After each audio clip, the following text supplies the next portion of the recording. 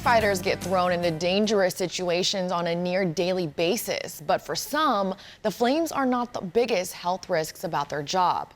Studies show that firefighters have nearly a 15% higher risk of cancer death than the average American. In hopes of saving lives, this month UT Health San Antonio launched a cancer prevention program with the San Antonio Fire Department. We sat down with Dr. Emily Ramirez, who's the director of the Institute of Health Promotion Research at the University of Texas Health Center, San Antonio. To learn more, here's a look at our conversation. Good morning. How are you doing? Thank you so much for joining us. No, good morning. It's a pleasure to be here with you. Thank you. So talk to me a little bit about this new life-saving, potentially life-saving partnership and what it means, the importance of it. Well, our firefighters are, our heroes that run to danger are actually in higher danger for cancer than 9% higher rates of potential for cancer than the general population. So we're really concerned and wanting to work with them. And the San Antonio Fire Department here actually reached out to the Mays Cancer Center and say, hey, can we work together? We want to learn more about how we can reduce our risks for cancers. And we also are partnering with the University of Miami that has an international program on firefighters. So by learning with each other, we want to grow this program. So we're looking forward to both our partnership with the San Antonio Fire Department and the University of Miami. A lot of people that get diagnosed with cancer usually get diagnosed in the later stage. What is the importance of catching it early and what we can do to make sure that we take the right steps? Yeah, catching it early is the most important thing because the treatments that we have available for cancer are going to work more effectively. If you get diagnosed at a later stage, your treatments are harder, they're harsher, and you run the risk of not having the best possible outcome. So getting that early diagnosis, and that's what happens, right? A lot of men in particular, but women too, we put off our screenings. And so we really need to maintain those early screenings. They're there for a reason so that we can detect cancer earlier. And so this partnership is mainly focused on firefighters. Could you tell me a little bit about what the primary reasons and why the cancer risk is so high in these first responders?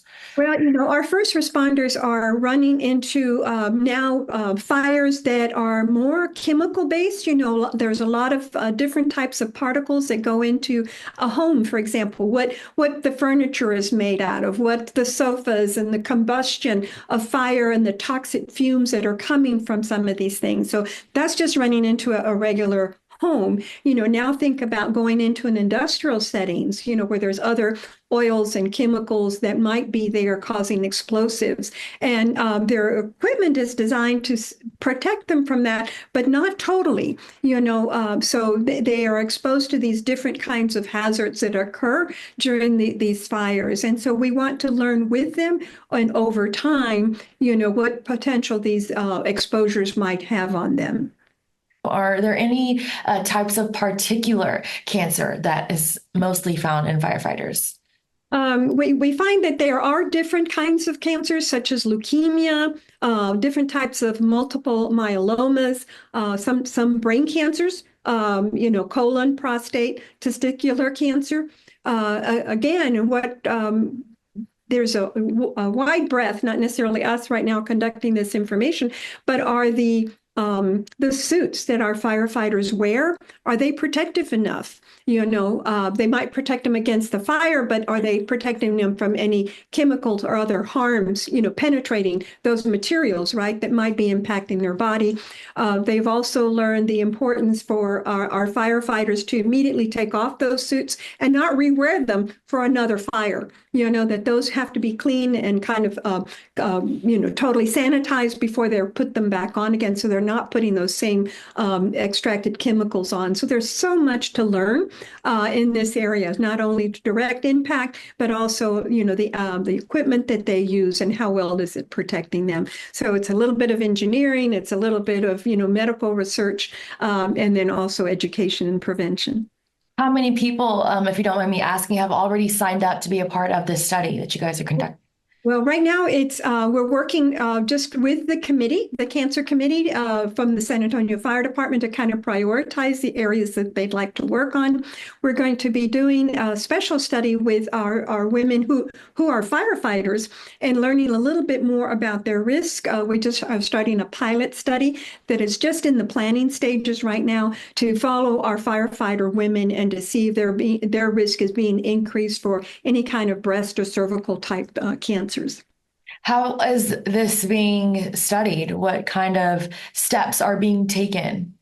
The steps that'll be taken, we'll be planning, we'll be designing a specific questionnaire that we know those questions are related to helping us identify what are the risk factors. Then we'll begin analyzing it. And then based on that data, hopefully we can design some better programs for risk reduction.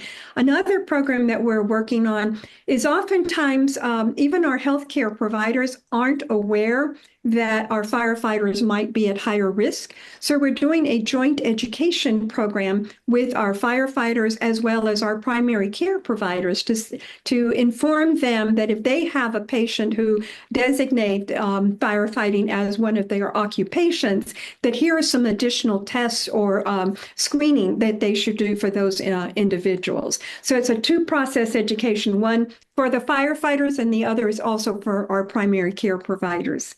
Why do you think it has taken the world so long to kind of put two and two together that these firefighters are such vulnerable candidates for cancer? Well, part of it is our cancer registry gathering the data, and right now some of our registries are in jeopardy of not continuing to capture this data. But we need good data, not only locally, but also nationally to follow trends, to give us as researchers ideas to where is it that we need to intervene the most, right? So it's just taken a while for this information to be collected. And again, resources. It takes resources to run any kind of research study. So we need those external resources to help us move forward. But we're excited. For us here in San Antonio, we've gotten a good response from other firefighting unions and cities that want to also get involved and get behind this. And, why shouldn't we be there to help protect those who help protect us? You also mentioned that there are some other agencies that would like to be part of this. Can you tell me a little bit more about that?